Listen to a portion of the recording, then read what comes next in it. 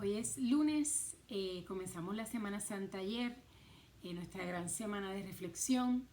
Hoy en algo del Evangelio vemos que María Magdalena y Jesús y Marta están en la casa de Lázaro. Conocemos que Lázaro ya ha sido resucitado. Hay mucha curiosidad, obviamente, porque es un milagro bastante impactante. Ya él entró a Jerusalén, mucha gente ha escuchado hablar mucho de él. Esto es un viaje que los judíos hacen todos los años para celebrar el Passover en el templo.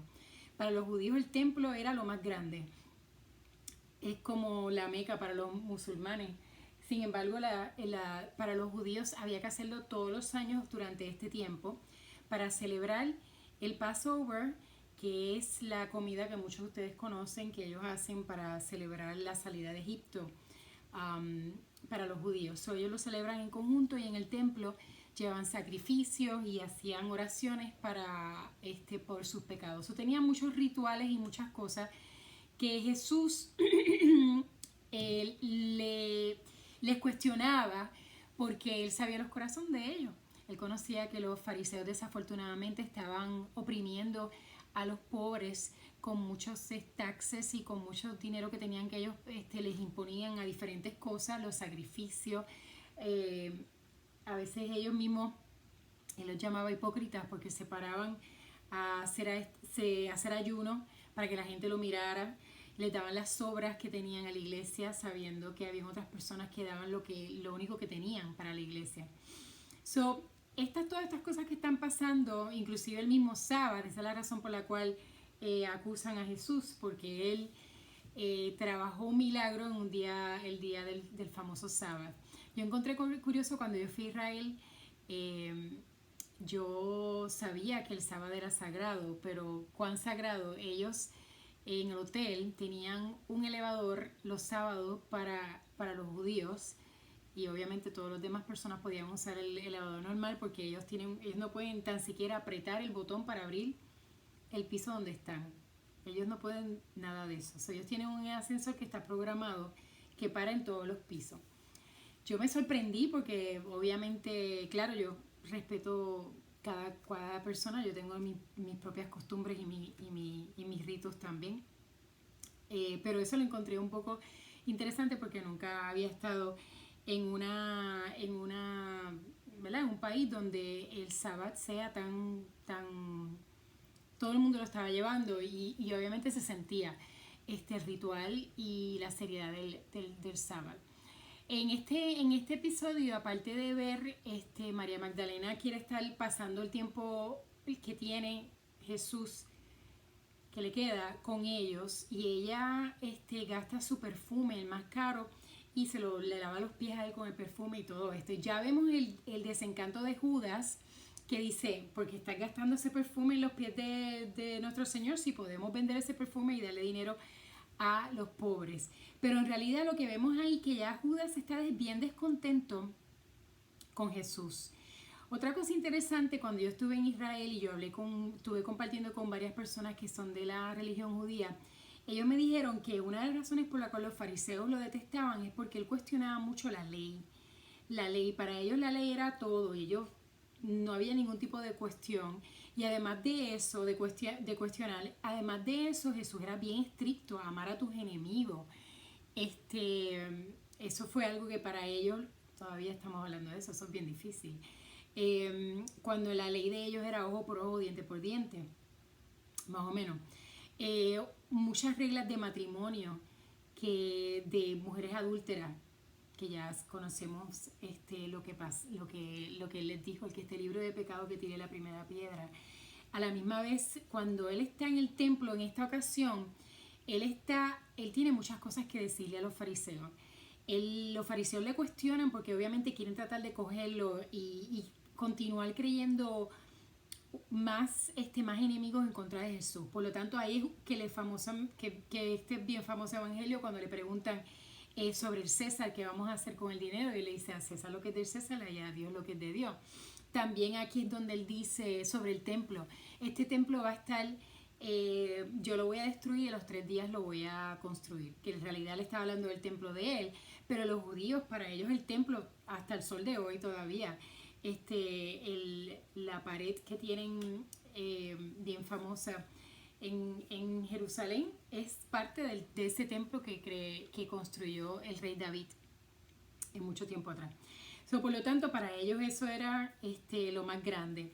Y él está contestándole a los fariseos de una forma, obviamente con la verdad, pero a veces la verdad cuando tú no estás preparado para escucharla duele. Y ellos estaban molestos que él estaba siendo bien aceptado en todas sus contestaciones.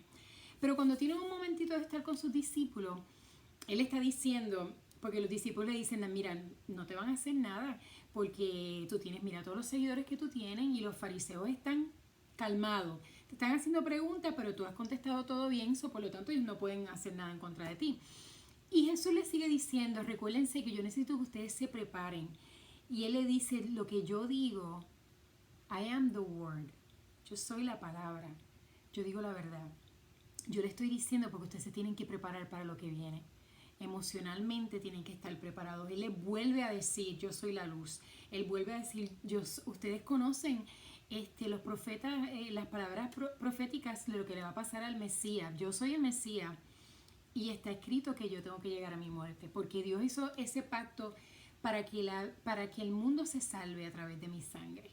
Y entonces ellos empiezan como a pensar y a decir, pues vámonos de aquí, vamos a correr, no queremos que te cojan, te amamos, te vamos a proteger. Lázaro te puede proteger porque Lázaro se reconoce que fue una persona aparentemente con bastante dinero y con conexiones con los romanos, con la gente romana, a pesar de que era judío.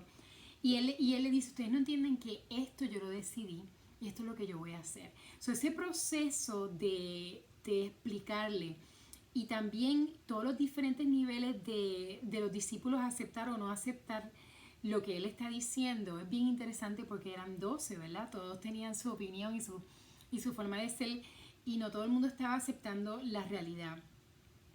Una de las cosas que él explica también, que aparte de la sangre de él, es importante una reparación y una expiación por nuestros pecados. Es importante, él le está hablando del sufrimiento. El sufrimiento, cuando tú cometes un error y tú te arrepientes y tú lloras, eso va expiando tu corazón. Eso es parte y te ayuda a tú seguir creciendo para elevarte y a unirte más a Dios. Él habla de lo importante es del fuego del amor, de que el amor siempre te va a estar llevando y que uno siempre tiene que tener ese balance y con la guía de Cristo y con la guía de Dios y con nuestra comunicación con Él, Él nos va a ir llevando a donde tenemos que estar. Él también les dice que todo lo que pregunten en oración, con fe, con mucha fe, van a lograrlo. Tienen que tener una fe ciega en Él, saber que va a pasar. Y si no pasa, es porque el Padre tiene un propósito mejor. Nada de las cosas que están pasando, no piensen que es casualidad. Claro, Él está hablando también de que lo que le va a pasar a Jerusalén, desafortunadamente, como ciudad, va a ser algo que van a pasar miles de años todavía. Si venimos a ver, Jerusalén no es reconocida como la capital de Israel, pues porque hay muchas situaciones que han pasado. Después de Jesús, Jerusalén colapsa. Los judíos se van del país y no es hasta los otros días que se conoce el pueblo de Israel. Inclusive hay algunos países que no reconocen todavía a Israel como un país. Estamos en ese proceso y Jesús lo dijo y por eso Él lloró por Jerusalén, porque Él sabía que las acciones que iban a pasar y era obviamente su patria, ¿verdad? Él habló y profetizó y sabía lo que le iba a pasar a la raza judía, desafortunadamente por mantenerse según él ciego.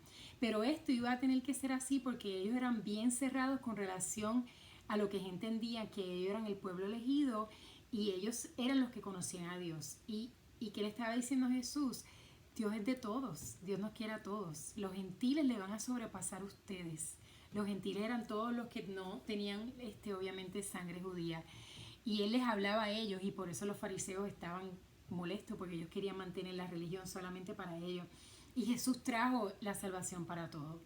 Pero es importante que sepan, especialmente en estos momentos, que cuando Jesús dice, el Padre Eterno nunca hace nada sin un propósito bueno.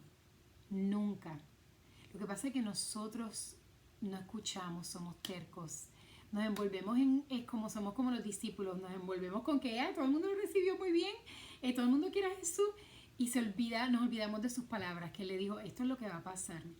Va a parecer que me quieren y que me aceptan, pero en realidad lo que están son una oveja, unos lobos vestidos de oveja, que lo que a la larga me van a hacer es atrapar.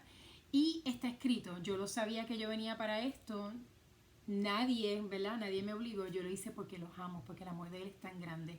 Reflexionemos en esto el lunes del amor que Dios nos tiene, que no deja que pase nada sino es para el beneficio de nosotros, de este mundo, de esta población, de estas naciones. Y recuerda que esto es una forma de espiar. Él lo dijo por Jerusalén, Él lo dijo, la sangre de Él es importante, pero también la expiación y tener nosotros sentirnos, pedir perdón por las cosas que hemos hecho y hay que doblar rodillas y hay que arrodillarnos y decirle a Papito Dios, estamos contigo en oración, ten misericordia de nosotros. Esta es la semana para hacerlo, bueno, lo debemos hacer todos los días, pero especialmente en esta semana para recordar lo que Jesús hizo, que fue y debe ser el ejemplo para todos nosotros. Que tengan muy buenas noches y nos vemos mañana.